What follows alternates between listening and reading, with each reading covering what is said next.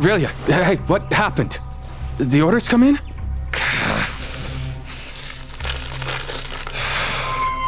The Royal Guard? That can't be right.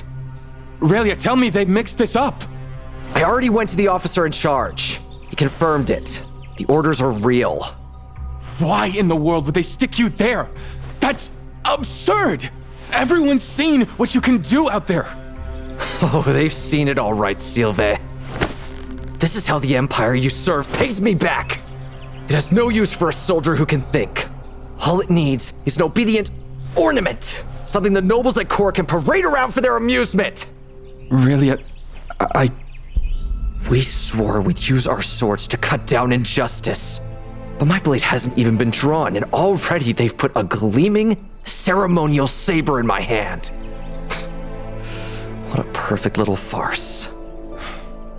Aurelia, what do you want me to do? You know that whatever happens, I'll stand with you. Sorry, Solovei. I shouldn't have taken that out on you. There's no other choice now.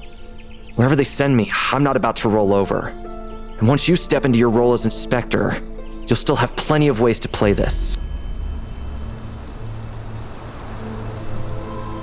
And so, the blueprint of their shared dream took its first crack.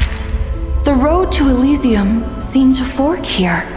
One friend setting out on his path, while the other was forced to wear graceful chains. Would the lighthouse of their friendship still shine brightly enough to guide them through the inevitable crossroads and the gathering mist ahead?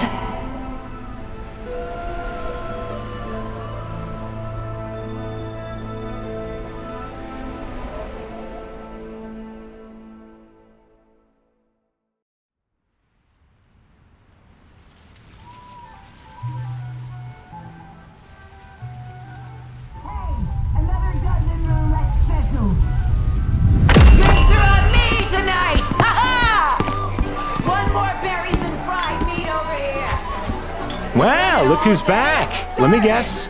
The usual? Frontierland, no ice? You got it. And a wild berry for him. Coming right up.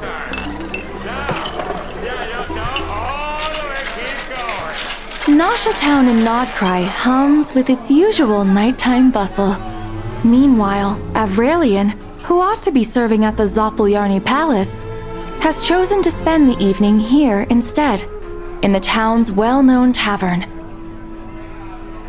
Hey, you hear about the miser baron? His treasury got hit last night, and just like the others, an insignia left behind. How many victims is that now? Yeah, serves him right. Those nobles never lift a finger unless it's to squeeze the poor. All right, any guesses who's next on their list? Boss, you hear that? Sounds like our little job from last night's already making the rounds. Leo, wipe that grin off your face unless you want our whole crew's names on tomorrow's wanted posters. Yeah, got it. This stuff barely tastes like liquor.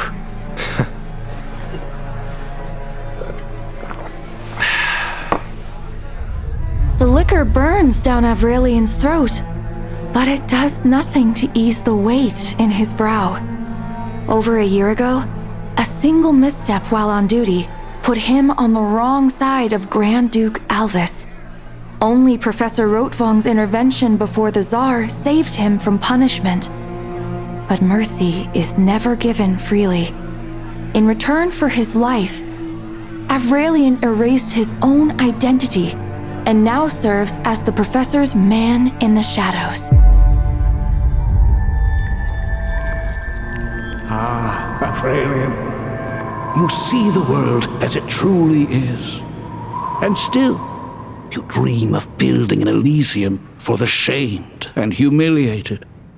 A place where the proud Fey nobles sink to their knees before you.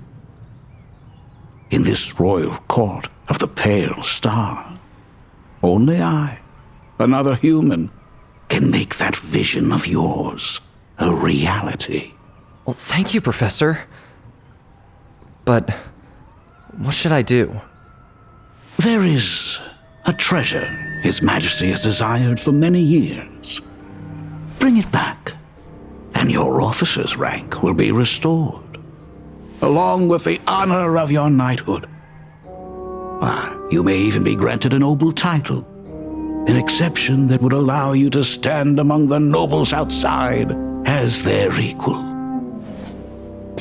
And with that status, Avrelian, you'll finally have the power to do far more than you can now. I see. And what treasure could possibly matter so much to His Majesty? A relic of the Frost Moon Scions, the Sampo Mill. But the Frost Moon Scions keep to themselves. They rarely deal with outsiders, so acquiring it will not be easy.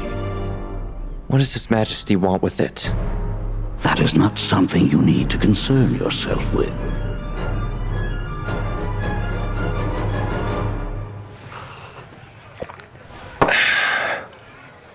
The Sampo Mill.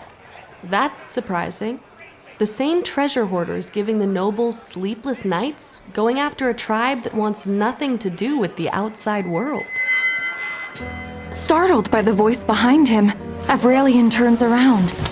There, a cloaked woman is already seated, quietly watching him. In the dim glow of the candles, and with movements so light they border on eerie, she had appeared without him ever noticing. Wow, that's unexpected. A Frost Moon Scion. We don't see many of you around here. You knew where I was from the moment you saw me. You must keep yourself well informed.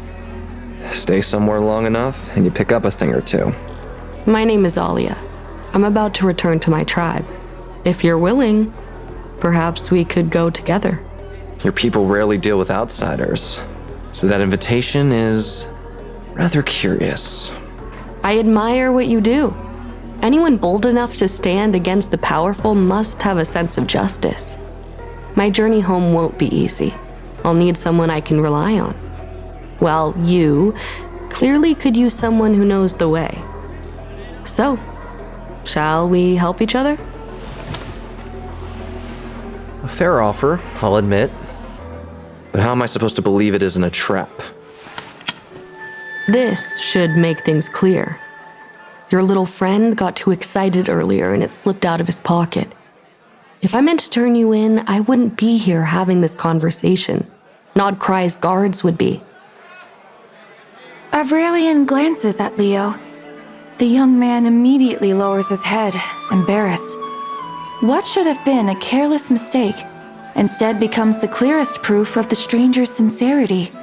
Avrelian pockets the insignia and finally gives his name, a name that will one day be remembered as legend. Reed Miller. Pleasure to meet you. At first light tomorrow, meet me on the eastern path of Frost Moon Enclave on Hisi Island. Until then, Mr. Reed Miller.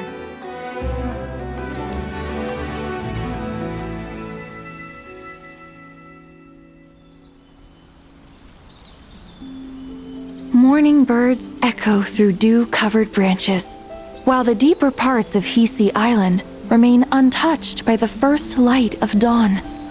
Ancient statues stand scattered through the mist, pale and silent, like worshippers frozen in place.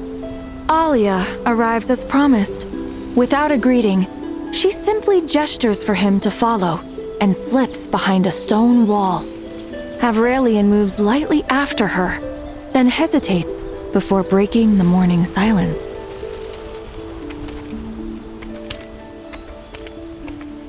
You're not even curious why I'm after your tribe's relic? People come here chasing empty dreams all the time. If you're capable of taking it, then take it. Then what's in it for you? Freedom. I'm going to take my sister and leave this place. Your sister? We're almost there. The path opens onto a flat clearing high above Hisi Island. Long stone walls stretch along both sides like hills. At the far end, beneath a massive cliff, the faint outline of a cavern entrance emerges from the shadows. This is the sanctum's entrance. Only the maiden and the high priestess are permitted inside, and any other presence will set off the alarm. I'm initiating the recognition sequence now. Follow me closely and don't touch anything. Alia places her hand on the stone wall, and a deep hum resonates through the rock. A blue glow sweeps down her body as the recognition system activates. Suddenly, something unexpected happens. Another light appears before Avrelian, softer and purer, illuminating the talisman on his chest. Recognition complete. What? How is this possible? Why would the system recognize you? I didn't touch anything.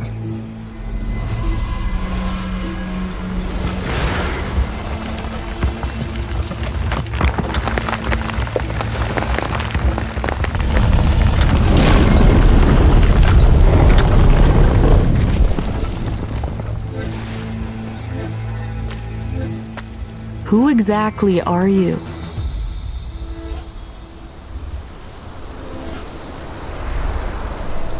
Avrelian stands frozen in place, staring at the open entrance and the talisman he wears. For the first time, a vague yet startling thought takes shape in his mind. That he and this isolated tribe may share a connection that stretches far beyond his comprehension.